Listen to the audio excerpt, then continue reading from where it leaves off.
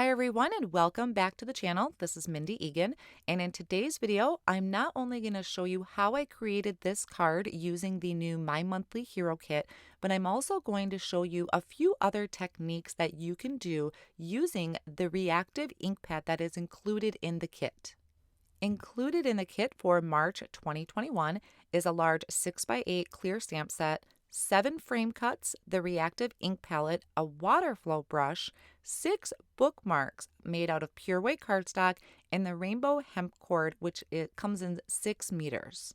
So not only is this kit great if you're a book lover, but it's also great for just sending some regular greeting cards. Here's a look at the 6x8 stamp set and the frame cuts. And some of the sentiments included on the stamp set are: have a novel birthday, you're a real page turner, you're literally amazing, and to make a long story short, I miss you. And there's a couple other ones on here as well, but these are really great for just sending some general greeting cards. Here's a look at the Reactive Ink Palette and the water flow brush. I'm going to show you a couple different techniques that you can use this Reactive Ink Palette for. There's also the bookmarks there if you prefer to make some really fun designs on your bookmarks, and the hemp cord. The first technique that I'm going to show you is just a simple swiping of the ink pad. So I'm just taking the ink pad and I'm pressing down firmly. The harder you push, the more vibrant and more color you're going to apply, and I'm just dragging that across the top of my white cardstock. I cleaned off my surface, flipped this around, and I'm swiping that again to get this whole rainbow of color. I'll be using this background in my card today. The next technique I want to show you is just by simply smooshing your ink pad down onto a slick surface. So this is kind of two techniques in one. First, by smooshing this down so you can do a fun background with that ink smooshing technique, or you can use the water brush and pick up the color off of that slick surface and watercolor your image. So I have this stamped just on some white cardstock because I'm not adding a lot of water.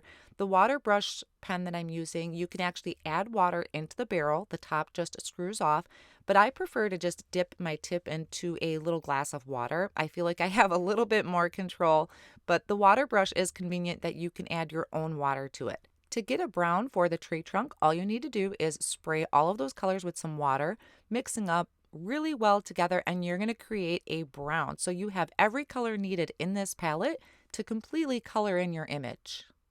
Another technique that you can do with this ink pad is using a gel press. So I have my gel press held in place on a MISTI tool, and I'm dragging this across the gel plate.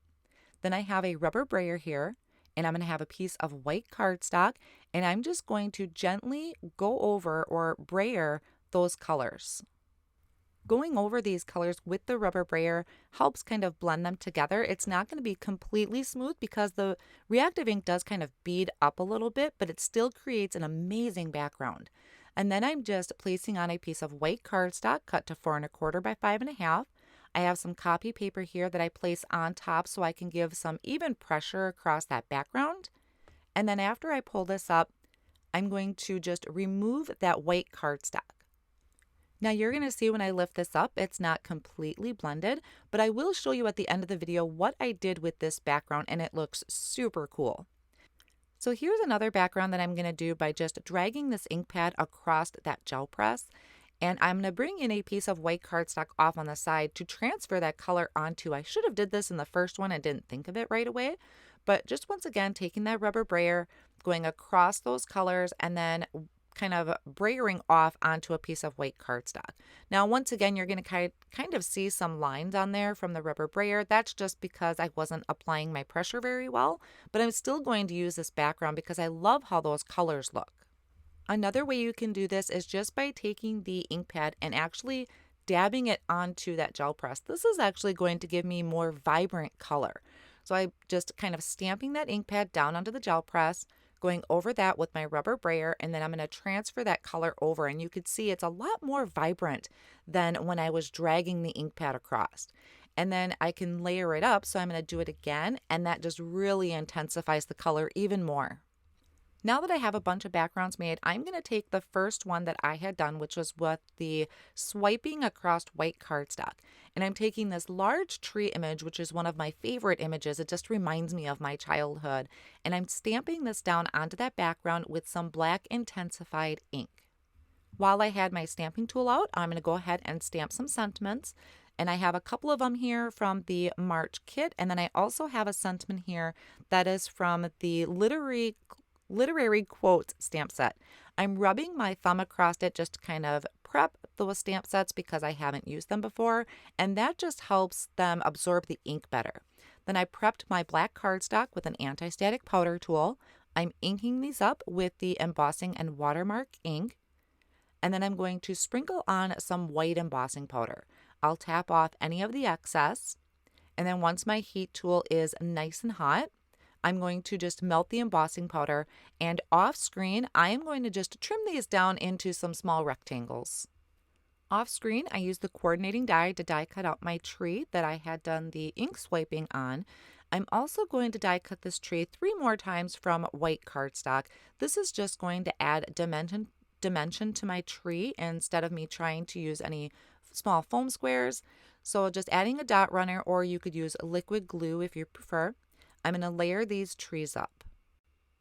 Then using that dot runner once again, I'm going to attach my colorful tree here, and I'm going to add this to a piece of pitch black cardstock that I have cut to 4 1/4 by 5 1/2.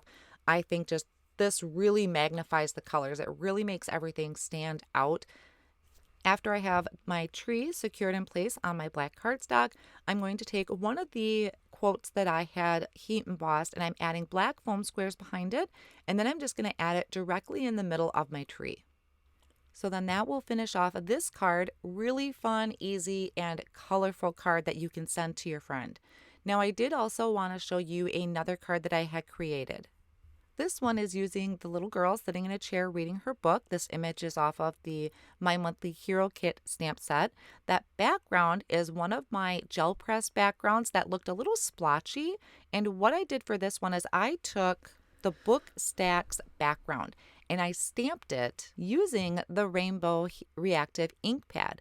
And I think that looks really neat against that kind of lighter splotchy background, and then having that bold color on top. So that was another technique that I forgot to show you in the beginning, but works really well on your cards. So there is a quick look at the My Monthly Hero Kit for March 2021. I hope this gave you lots of ideas how you can use the kit and the tools that come with it. And we can't wait to see what you create.